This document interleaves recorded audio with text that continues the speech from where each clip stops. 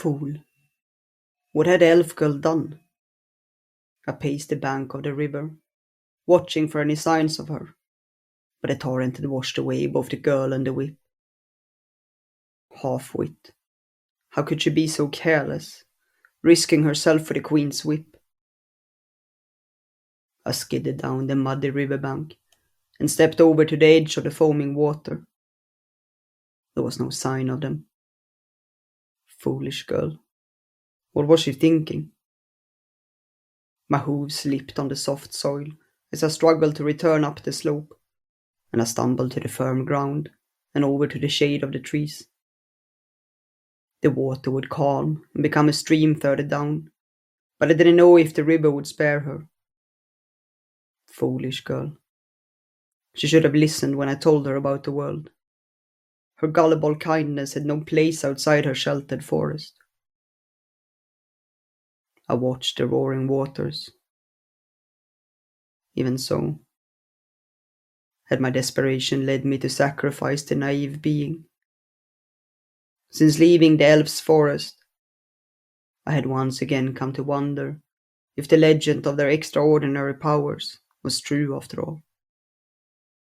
Perhaps the elves' magical abilities had simply been forgotten with the passing of generations. I had shown her the ruins of the queen's rule and the suffering of the people, hoping that her magic would awaken if she saw the darkness of the world.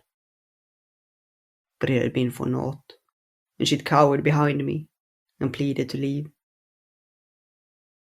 Seeing my chances slipping from me, in my desperation, and once I'd sensed the whip was gaining on us, I decided to try to coax out her legendary magic by putting her in harm's way.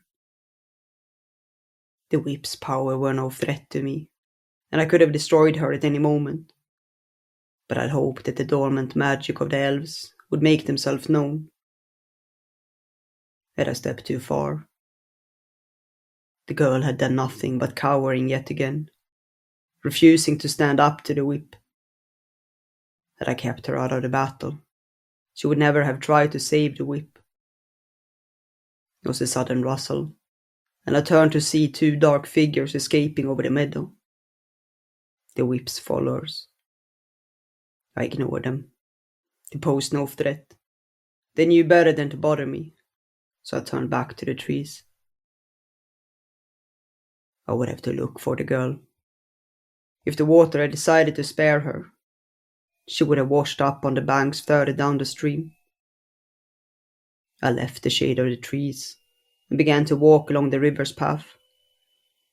It would take me north, just as I had planned after leaving the elf's forest.